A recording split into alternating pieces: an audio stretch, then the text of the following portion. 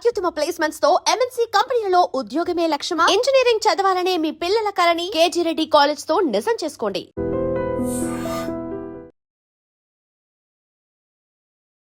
ఐడ్రీమ్ ప్రేక్షకులకు నమస్కారం. పరాభవ సంవత్సర ఉగాది శుభాకాంక్షలు. మన తెలుగు లోగిళ్లలో ఉగాదికి సంబంధించి ముందుగా మనకి గుర్తొచ్చేది పచ్చడి, పంచాంగం కదండి.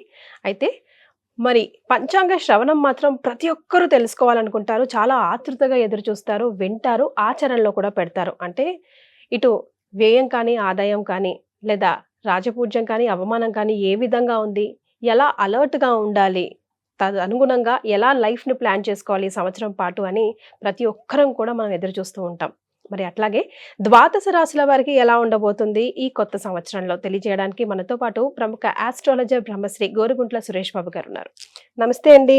కీర్తి గారు నమస్కారం అండి. ఉగాది పండుగ శుభాకాంక్షలు అండి. మీకు, మీ టీంకి, యాజమాన్యానికి అందరికీ శ్రీ పరాభావనామ సంవత్సర ఉగాది శుభాకాంక్షలు అండి. మన కాంబినేషన్ లో వచ్చే రాశి ఫలాల కోసం ప్రతి ఒక్కరు కూడా ఎదురు చూస్తుంటారు. ఇక పోయిన సంవత్సరం ఉగాది ఇంకా ఎలా ఉంది, ఎలా ఉండబోతుంది ఈ సంవత్సరం అని ఎదురు చూస్తూ ఉంటారు. కాబట్టి పోయిన సంవత్సరం ద్వాదశ రాశుల వారికి ఎలా ఉంది ఒక సంక్లుప్తంగా తెలియజేద్దాం. ఈ సంవత్సరం ఎలా ఉంటుంది అన్నది రాశుల వారిగా తెలుసుకుందామండి. సో క్లుప్తంగా చెప్పాలంటే లాస్ట్ ఇయర్ మనం చెప్పుకుంటే శ్రీ విశ్వావసునామ సంవత్సరం, యూనివర్సల్ పీస్ అంతా ఒక బాధలు వాటిలోంచి కయోటిక్ పరిస్థితి నుంచి ఒక స్మూత్ ల్యాండింగ్ అనేది లాస్ట్ ఇయర్ జరిగిందండి. మరి ఈ సంవత్సరం ఏం జరుగుతుంటే శ్రీ పరాభావనామ సంవత్సరంలో 3 రకాలు జరుగుతూ ఉంటాయంట. పరాభావనామ సంవత్సరే కాలస్వరూపం అంటారు. అంటే మనకున్న టైం, డే టైమా, నైట్ టైమా, మనకు సీజనల్స్, ఋతువులు ఉంటాయి అన్నమాట. వర్షాకాలం, ఎండాకాలం, వానాకాలం. అంటే ఆ కాలం యొక్క స్వరూపాన్ని బట్టి మనం నడవక మనల్ని మార్చుకోవాలి అనమాట. ఇప్పుడు ఎండాకాలం ఉన్నట్టు చలికాలంలో ఉన్నట్టు వర్షాకాలంలో ఉండలేం కదండి. మన లైఫ్ స్టైల్ మారుతూ ఉంటుంది. మరి శ్రీ పరాభావనామ సంవత్సరం ఎలా ఉంటే బాగుంటుంది, ఆ యొక్క కాల స్వరూపం ఎలా ఉంటుంది అని మనం తెలుసుకోవడం చాలా చాలా ముఖ్యం. టోటల్ ఇయర్కి ఇది మనకు ఒక థీమ్ని సెట్ చేస్తుంది అనమాట. ఆ జీన్స్ అంటారు చూసారా, ఆ సీడ్ మనకు తెలుస్తుంది అనమాట. ఏ చెట్టు, మామిడి చెట్టు లేకుంటే దానిమ్మ చెట్టు ఎలా తెలుస్తుందో ఆ ఫ్లేవర్ మనకు ముందుగానే ఈ యొక్క టైటిల్లోనే తెలిసిపోతుంది. శ్రీ పరాభావనం సంవత్సర. 3 రకాల అర్థం ఏంటో. పరాభవం అంటే ఇన్ఫీరియారిటీ కాంప్లెక్స్కి దూరంగా ఉండాలి, away from the fear, away from the అవమానం, అంటే అవమానానికి, అపజయానికి దూరంగా ఉండాలి దాని మీనింగ్ అండి. సో ఇక్కడ మనకి ఏం చెప్తుంది అంటే 3 రకాల లక్షణాలు ఈ యొక్క సంవత్సరంలో మనకి నారద మహర్షి నారద సంహిత అనే గ్రంథంలో వివరించారు. నారద మహర్షి ఎందుకు చెప్పాడంటే ఆయన యొక్క సంతానం 60 మంది యుద్ధంలో చనిపోవటంతో విష్ణుమూర్తిని ప్రార్థిస్తే వాళ్ళు ఈ కాలగమనంలో ఉండి ప్రతి సంవత్సరాన్ని వాళ్ళ యొక్క స్వరూపాన్ని ప్రభావితం చేస్తూ ఉంటారని ఒక వరం ఇస్తారు. అందుకని నారద మహర్షి అందులో నారద సంహిత అనే బుక్ లో రాస్తూ ఉంటారనమాట. ఇందులో శ్రీ పరాభావనామ అనే ఒక కుమారుడి యొక్క అధ్యక్షుడైన ఆయన ఏం చేస్తుంటాడంటే ఈ సంవత్సరం అంతా 3 పనులు చేస్తుంటాడు. నృపాణం మానభంగ కృత్, అంటే రాజులకు అవమానాన్ని తీసుకొస్తాడంట. రెండోది దండనీతి వివృద్ధి, అంటే పనిష్మెంట్స్, తీవ్రంగా సీరియస్ గా పనిష్మెంట్స్ ఉంటాయంట. మూడోది జనక్షోభ అని చెప్తాడు. అయితే ఒక యాస్ట్రిక్ కండిషన్స్ అప్లై. ఆ కండిషన్స్ ఏంటంటే ఎవరైతే ధర్మబద్ధంగా ధర్మాన్ని కాపాడుతూ ఉంటారో వాళ్ళకి ఏమీ కాదు, ఎవరైతే అధర్మంగా ఉంటారో వాళ్ళకి మన టైం సెన్స్ ఇస్తుంది, మీరు రాంగ్ ట్రాక్ లో వెళ్తున్నారు, కాలం పరీక్షిస్తుంది, దానికి అనుగుణంగా పనిష్మెంట్లు కూడా మనం రెడీగా ఉండాలి. కరెక్ట్. అంటే మనం ఎప్పుడైతే రాంగ్ ట్రాక్ లో ఉన్నామో రిజల్ట్ కూడా రాంగే వస్తుంది. అందుకని దేవతలు మనం ఎప్పుడు సన్మార్గంలో ఉండి చక్కగా జీవితాన్ని ఎంజాయ్ చేయాలనే ఉద్దేశంతో వాళ్ళు ఉంటారు. మనం ఒకసారి రాంగ్ ట్రాక్లో వెళ్ళిపోతే మరి ఎవరు సరి చేస్తారు? ఎవరో ఒకళ్ళు సరి చేయాలి కదా. ఆ సరి చేస్తే శ్రీ పరాభావనామ సంవత్సరం.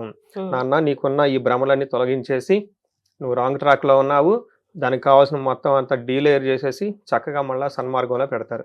ఎప్పుడైతే మనకి సరైన నాలెడ్జ్ ఉంటుందో, సరైన డెసిషన్ తీసుకుంటామో సరైన రిజల్ట్ వస్తుంది. సరైన జ్ఞానం మనకు లేకపోతే రాంగ్ ట్రాక్లో వెళ్ళిపోయి అధర్మబద్ధంగా చేస్తే అగైన్ పనిష్మెంట్ వస్తుంది. అందుకని సన్మార్గంలో ఉన్న వాళ్ళకి ఎప్పుడు ఏమీ కాదు. ఇంకా ఈ కాలపురుషుడు వాళ్ళని కాపాడుతూ ఉంటాడు.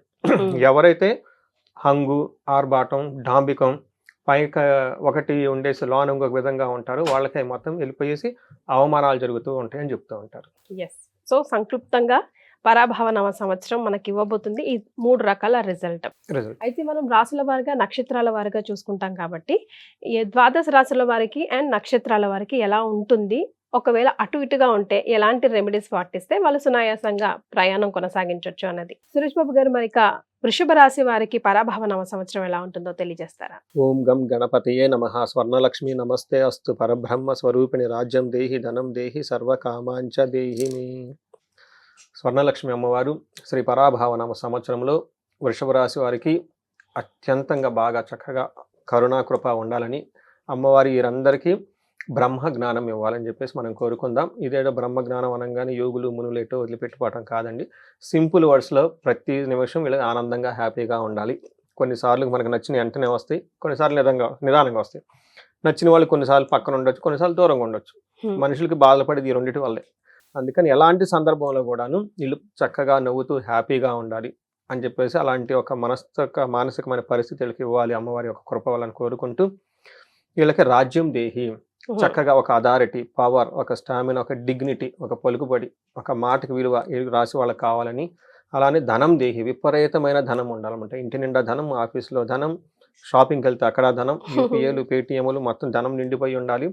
అంతేకాకుండా పొరపాటు వీళ్ళు శత్రువు ఇంటికి పోయినా కానీ వీళ్ళ యొక్క ప్రెజెన్స్తో వాళ్ళ ఇల్లు కూడా ధనం అయిపోవాలి. అలా ఉండాలి. వీళ్ళకి సర్వకామాంచ సిద్ధి, వీళ్ళు కోరుకున్న ప్రతి కోరిక కూడా అమ్మవారి ఇమ్మీడియట్గా నెరవేర్చాలని చెప్పేసి అలా ఉండాలి. అలాంటి ఒక కృపా కటాక్షం అమ్మవారికి వీళ్ళ మీద ఉండాలని చెప్పేసి మనం కోరుకుందాం. వృషభ రాశి, ఇందులో ఉన్న నక్షత్రాలు కృతిక 2, 3, 4 పాదాలు, రోహిణి 1, 2, 3, 4 పాదాలు, తర్వాత ఇందులో మృగశిర 1, 2 పాదాలంతా ఇందులో ఉంటారండి. ఈ రాశి వాళ్ళకి నేను ఎప్పుడు చెప్తూ ఉంటాను, లాస్ట్ ఇయర్ కూడా మనం చెప్పుకున్నాం, ఐ థింక్ మీతోనే చేసినట్లున్నాను నేను. ఈ సంవత్సరం కూడాను బాగా ఉన్న రాసుల్లో వృషభ రాశి ఒకటి. సో ఆ లెగసీ కంటిన్యూ అవుతుంది, ఖచ్చితంగా కంటిన్యూ అవుతుంది. సూపర్. వీళ్ళని వచ్చే ఇంకొక 1.5 year వరకు వీళ్ళని టచ్ చేసేవాళ్ళు లేరు. ఈ వేరే ఛానల్ ఎక్కడో ఇట్లా వృషభ రాశి గురించి చెప్తే మాట్లాడి రాత్రి ఒక భార్య భర్త ఎమర్జెన్సీ అపాయింట్మెంట్ తీసుకుని వచ్చి కలిశారు. వీడియో చూసి వాళ్ళకి ఇదే రాసి చాలాసేపు మాట్లాడి 2 hours కూర్చొని మాట్లాడారనమాట. అందుకని చెప్పేసి ముందు వాళ్ళు నెగిటివ్ మైండ్ సెట్తోనే వచ్చారు. మీరు అంటున్నారండి మీకు ఫీల్ అవ్వట్లేదని. ఆ తర్వాత అన్ని చెప్పిన తర్వాత అవునండి వీఆర్ ఫీలింగ్ అండి. చాలా మంది అంటే ఆ మూడ్లో వెళ్ళిపోయి వాళ్ళకి వచ్చిన సక్సెస్ కూడా గుర్తుంచుకోరు. అంటే వీళ్ళకి ఉంటుందండి ఖచ్చితంగా. చాలా బాగా ఉన్న రాశుల్లో ఖచ్చితంగా ఇది ఒకటి అని మనం చెప్పుకోవాలి. ఎప్పుడైనా నాన్ కంట్రవర్షియల్ రాశి కదండి వృషభ రాశి మాక్సిమం.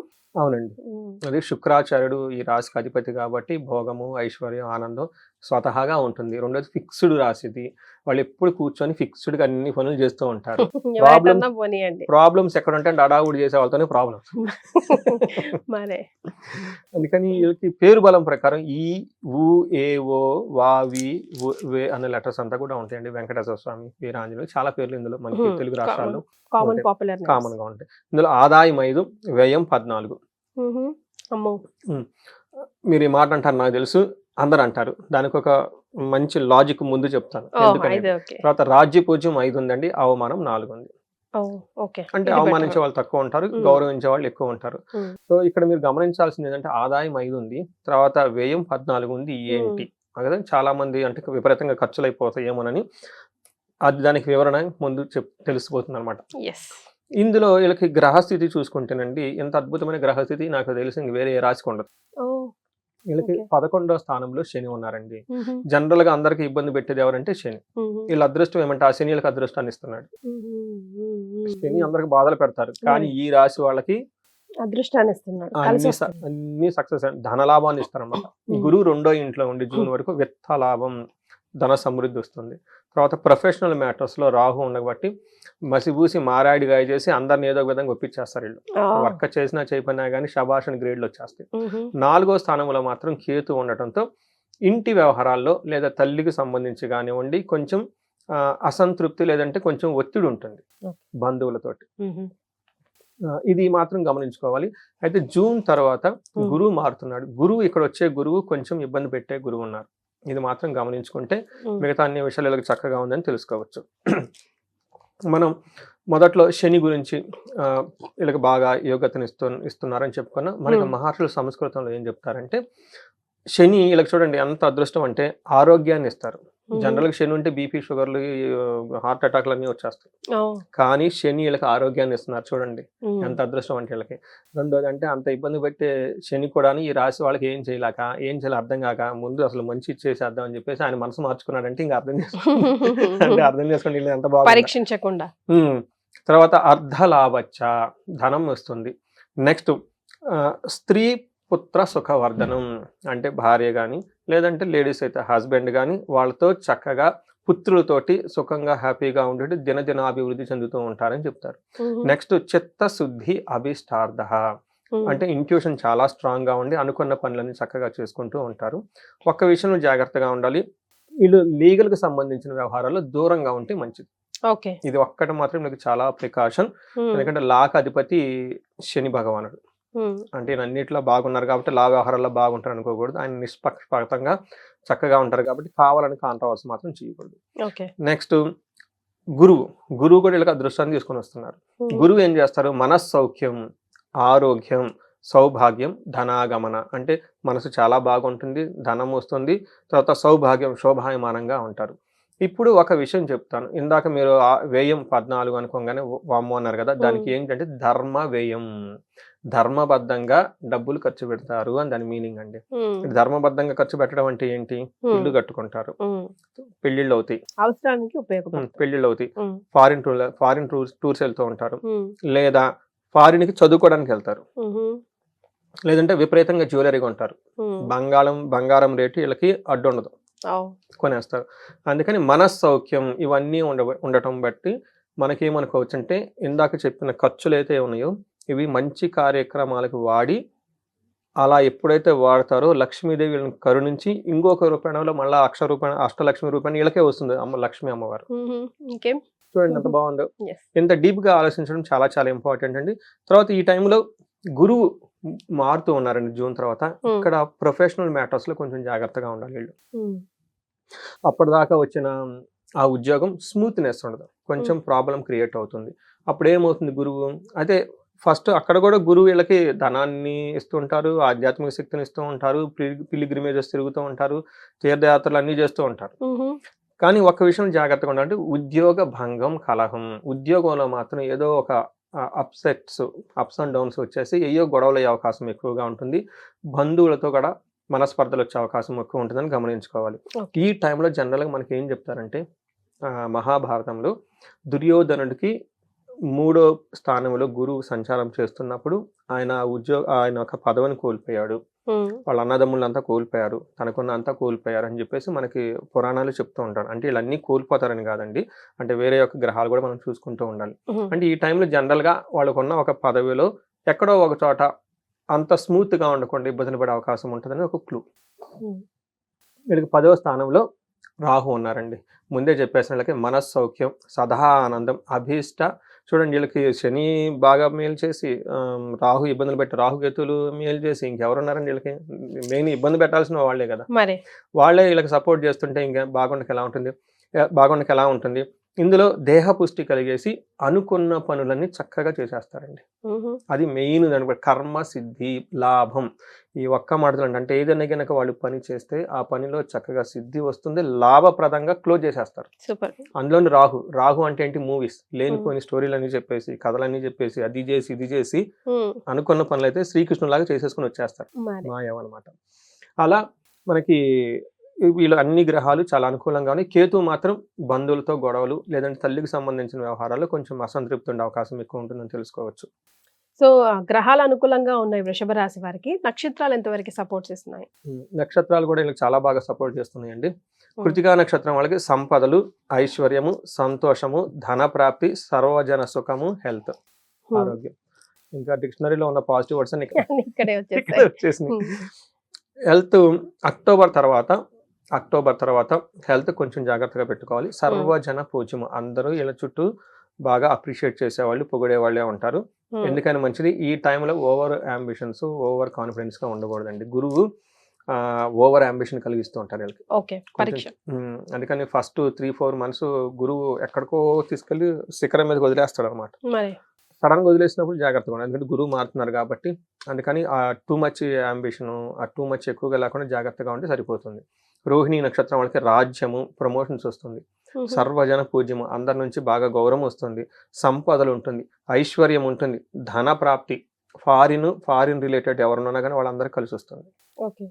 తర్వాత మృగశిర నక్షత్రం వాళ్ళకి రాజ్యము, సంపదలు, పరవాసము, హెల్త్ విషయంలో వీళ్ళు మాత్రం కొంచెం జాగ్రత్తగా ఉండాలి. సర్వజన పూజ్యము, చక్కగా అంటే మనం ఎందుకు సర్వజన పూజ్యం అంటున్నామంటే ఇల్లు కట్టుకుంటారు, అందరు పొగుడతారు, అంటే ఇల్లు కట్టడం అంత ఈజీ ఏం కాదు కదా, బాగా సంపాదించుకుంటున్నాడు, కట్టుకుంటున్నారు అని అందరూ రెస్పెక్ట్ ఇస్తారు. అప్పటిదాకా అద్దీంట్లో ఉండే స్టేటస్ వేరు, సొంత ఇంట్లో ఉండేది వేరు కదా.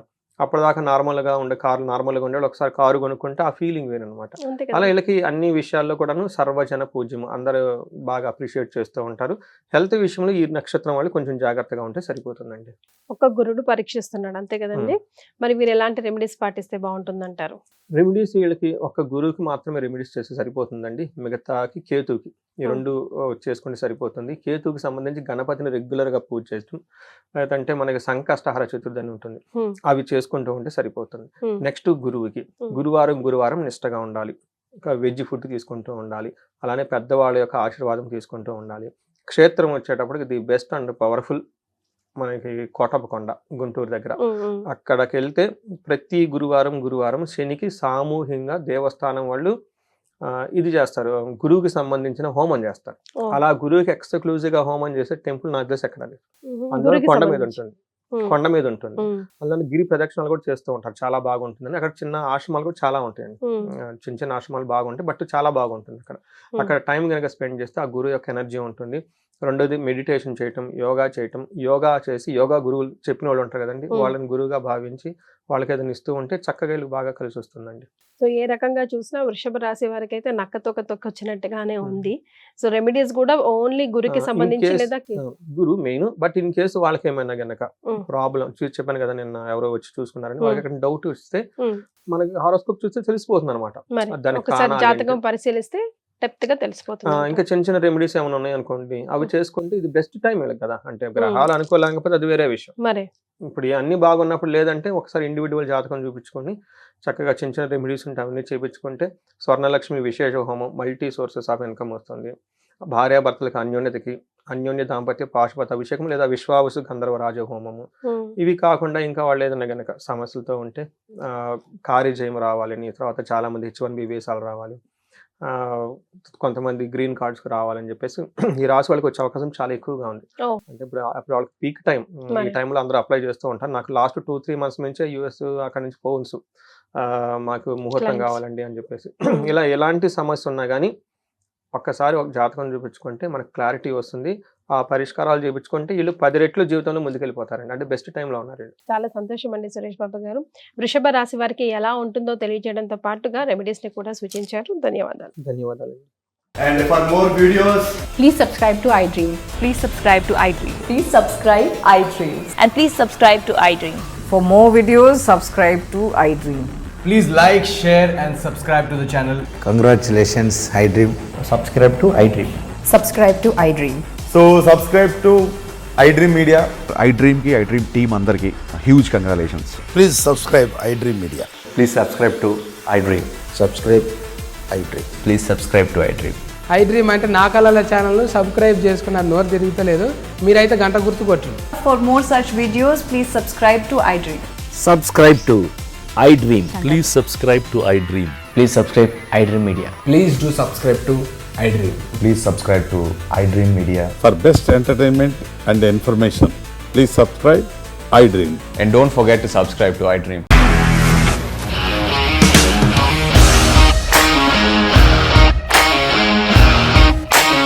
ఇండస్ట్రీలో కమిట్మెంట్ ఇష్యూస్ వస్తే నీకు కూడా వచ్చినట్టు మార్నింగ్ తీసుకెళ్ళాలంటే కొట్టి పడేస్తారు.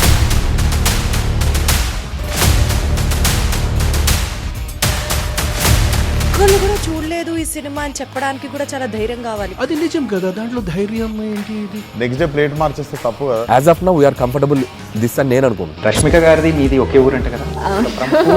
నీకు కోపం వచ్చిందంటే బాగా తిట్టేత్తరా? తిట్టేద్దామండి. నిజంగా గేమ్ ని ఎలా చేంజ్ చేయగలిగారు? ఏపీఎస్ఎఫ్సి వాళ్ళకి 6 నెలల్లో నేను 6 లక్షలు కట్టా. బిజినెస్ చేయాలనుకుంటే it is as difficult as riding a tiger.